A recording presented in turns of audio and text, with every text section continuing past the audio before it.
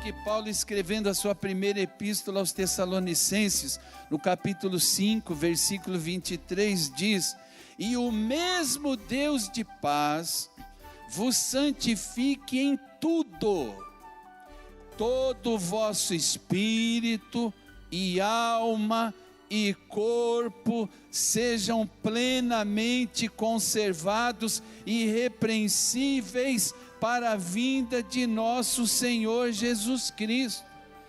É uma questão de tudo ou nada. Essa questão de santificação não exige meio termo, não exige meia sola, é tudo ou nada. E sabe o que essas pessoas fazem? Vivem mudando de igreja em igreja, até encontrar uma igreja, um movimento, que não fique insistindo em que essas pessoas se livrem da prática de pecados e prazeres pecaminosos. Então aqui já está demais, já está apertando muito, eu vou lá na esquina. Chega lá na esquina, não deu. Então ele vai migrando de porta em porta, até chegar com um profeta de Acabe, que vai dizer para ele que está tudo bem, aqui não exigimos nada, aqui é liberado geral, cada um faz o que bem entende, o importante é o seu coração e a sua semente, sua oferta, suas dádivas, seus dízimos, isso é que importa para nós. Buscarão aqueles que toleram seus desejos egoístas e mundanos. Vão ter prazer em escolher pregadores com dons de oratória, com habilidade de divertir o povo, de contar bastante piada durante a pregação e estudo bíblico, fazer o povo dar gargalhada durante a pregação inteira, e com uma mensagem que assegure a eles que é possível ser crente, continuar vivendo, sendo adoradores de futebol, no sentido de ser fanático a futebol, à televisão, ao cinema, ao teatro e toda forma de entretenimento mundano. Tudo isso vocês podem fazer porque vocês serão salvos.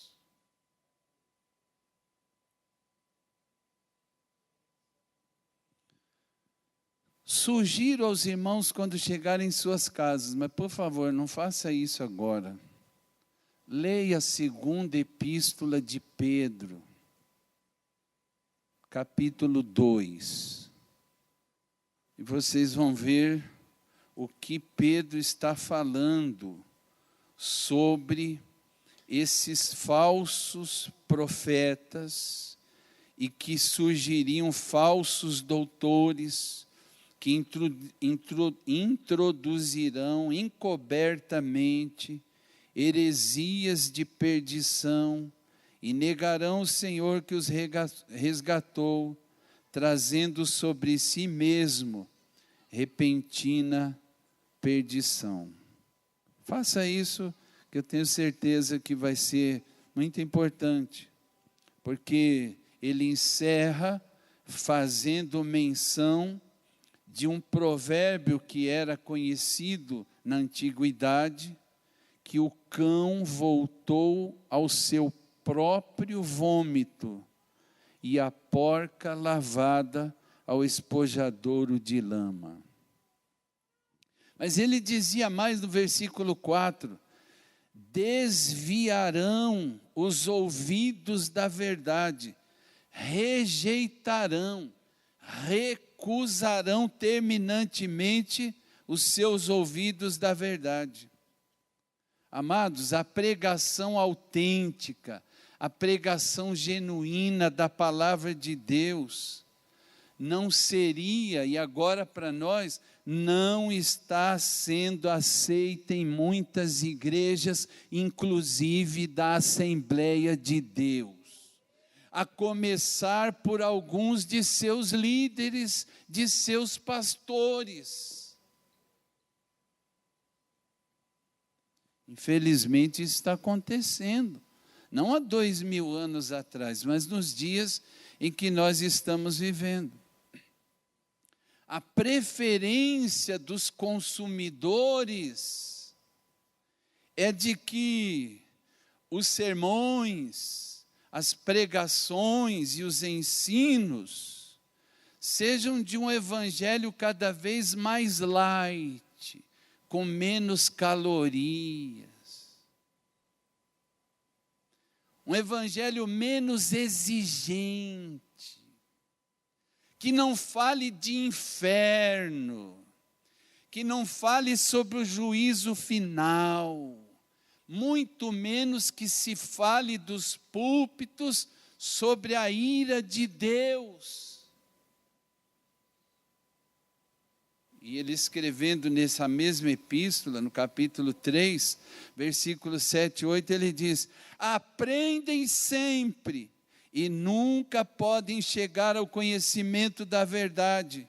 E como Janes e Jambres resistiram a Moisés, assim também estes resistem à verdade, sendo homens corruptos de entendimento e réprobos quanto à fé. Mas são membros da igreja, tem cartão de membro com o carimbo do ano em curso.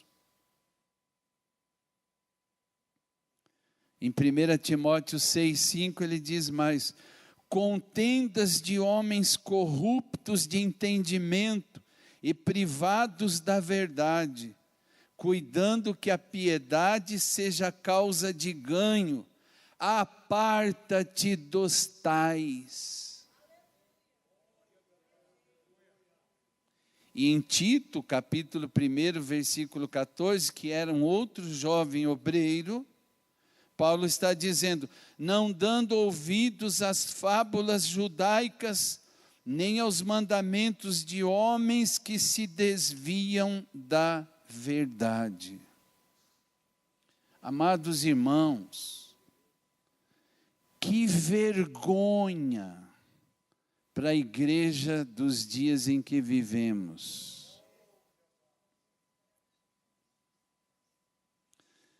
Me lembro há muitos anos atrás, quando estava cooperando no início do meu ministério, nós ficamos sabendo de um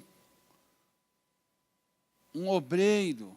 Naquela época, alguns de nós mais antigos dirigimos congregações sendo cooperadores, nem diáconos ainda. E na época eu era secretário do departamento de evangelismo, quando era o titular o evangelista Valdívio, os mais antigos se lembram disso. E tinha um cooperador de uma de nossas congregações na região metropolitana. Ele começou a dirigir uma congregação e parecia ser um obreiro tão solícito assim, tão bondoso, tão carismático. E ele gostava de levar as irmãs depois do culto para suas casas, mas não as irmãs do círculo de oração, não as viúvas de Fanuel, não as irmãs da melhor idade, mas aquelas irmãs mais selecionadas, né? E não deu outra, começou a se engraçar com uma moça que tinha todo o respeito por ele ser o seu, vamos dizer assim, seu pastor, seu dirigente. E ele gostou disso. Mais tarde a gente ficou sabendo. Ele chegou ao ponto de dizer para uma jovem: eu vou me divorciar da minha mulher, vou casar com você, eu tenho uma estabilidade financeira e vou passar por um período de disciplina, mas eu volto e vou dirigir congregação e você vai me ajudar a fazer a obra de Deus.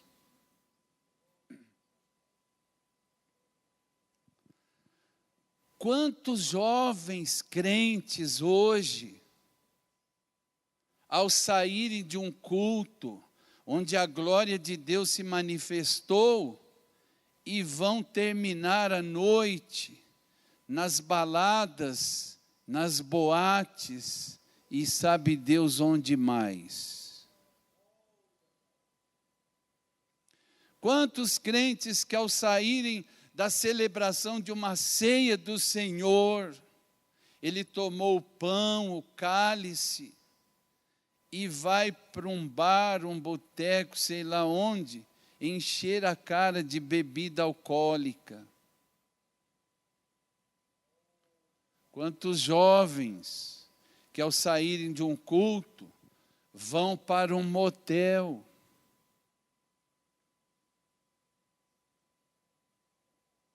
Esse silêncio era previsto mesmo, porque é aí que a gente está com o pé no chão, e a consciência começa a trabalhar.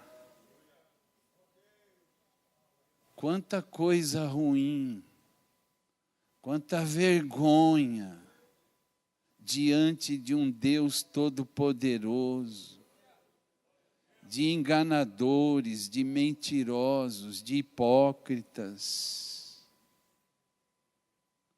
que na frente do seu pastor é uma coisa, mas durante a semana vivem uma vida dissoluta, mergulhado no pecado.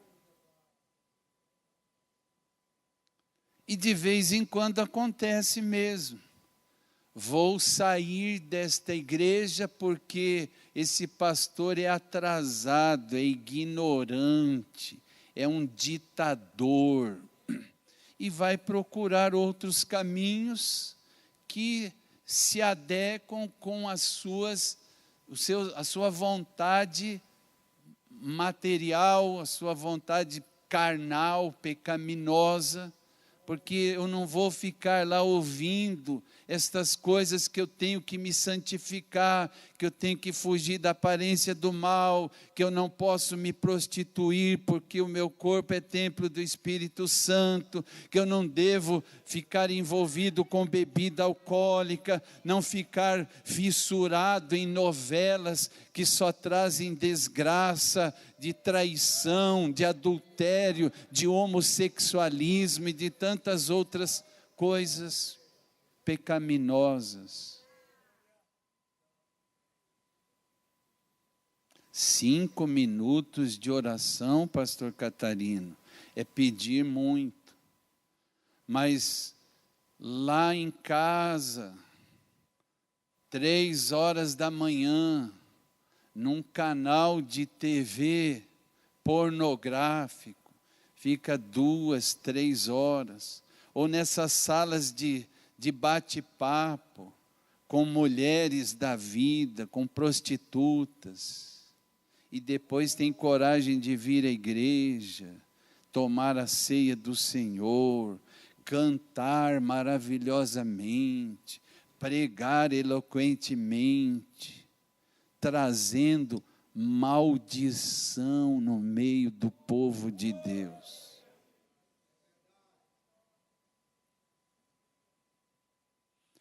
O Espírito Santo, irmãos, adverte a todos que permaneçamos fiéis a Deus e nos submetamos espontaneamente à sua palavra. Aleluia. Jeremias 5:31 diz: os profetas profetizam falsamente, os sacerdotes dominam pelas mãos deles, e o meu povo assim o deseja. Mas que fareis ao fim disto? Diz o Senhor.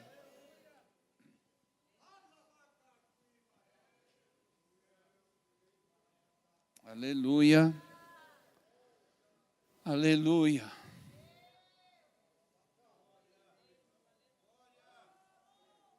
A Bíblia reiteradamente diz que nós devemos nos afastar de pessoas, de igrejas, de instituições religiosas que negam o poder de Deus para a salvação e que pregam um evangelho adulterado.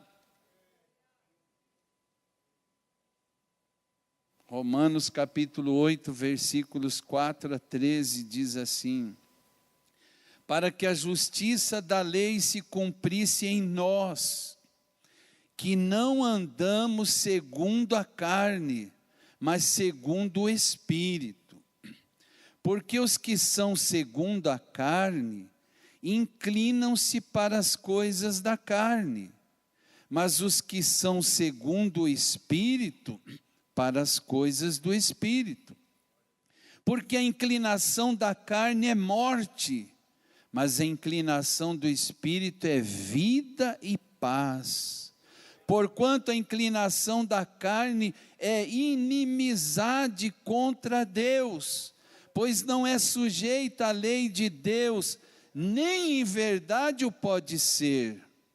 Portanto, os que estão na carne não podem agradar a Deus. Vós, porém, não estais na carne, mas no Espírito, se é que o Espírito de Deus habita em vós. Mas se alguém não tem o Espírito de Cristo, esse tal não é dele. E se Cristo está em vós, o corpo na verdade está morto por causa do pecado, mas o Espírito vive por causa da justiça. E se o Espírito daquele que dentre os mortos ressuscitou a Jesus habita em vós, aquele que dentre os mortos ressuscitou a Cristo, também vivificará os vossos corpos mortais pelo seu Espírito que em nós habita. De maneira que, irmãos, somos devedores, não à carne, para viver segundo a carne. Porque se viverdes segundo a carne, morrereis. Mas se pelo Espírito mortificardes as obras do corpo, vivereis. Estava lembrando das cerimônias de casamento que estão sendo realizadas no lugar onde Jesus chamou de sua casa, e que a sua casa é lugar de oração. Que vergonha! Um desfile quase que de nudismo, de profanação ao santo lugar.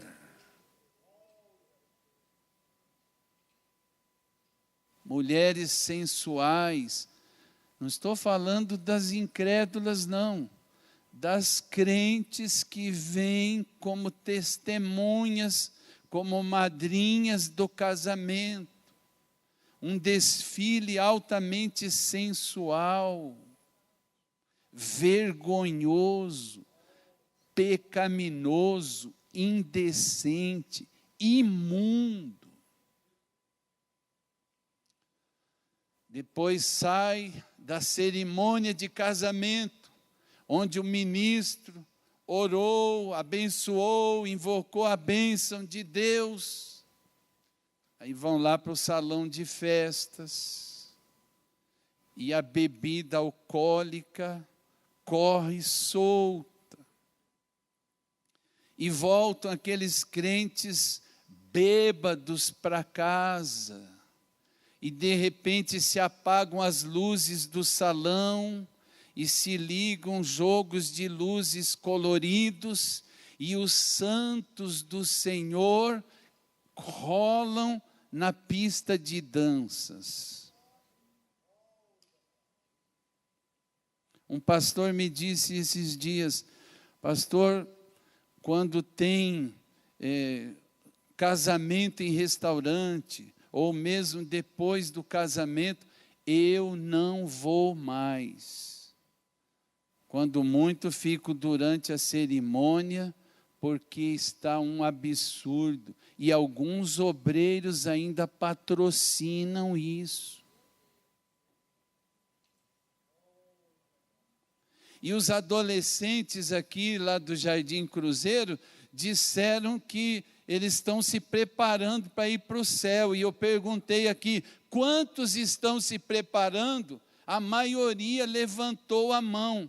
Mas como é que nós estamos nos preparando?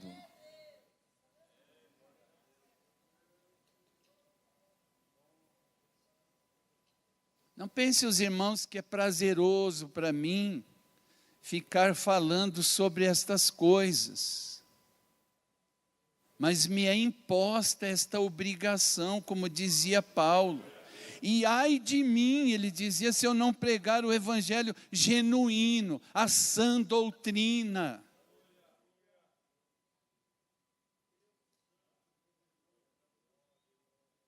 Quem tem ouvidos, ouça o que o Espírito está dizendo. Vamos ficar em pé.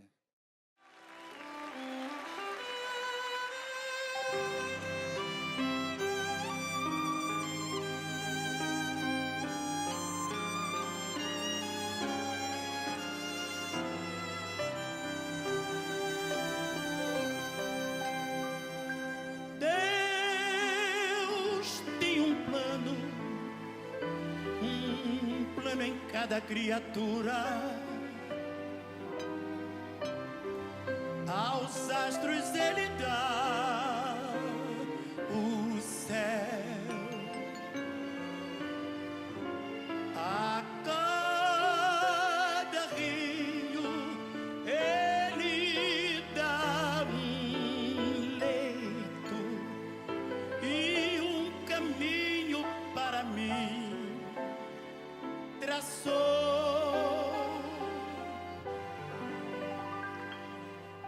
a minha vida, eu entrego a Deus, pois o seu filho a entregou por mim. Não importa aonde vou,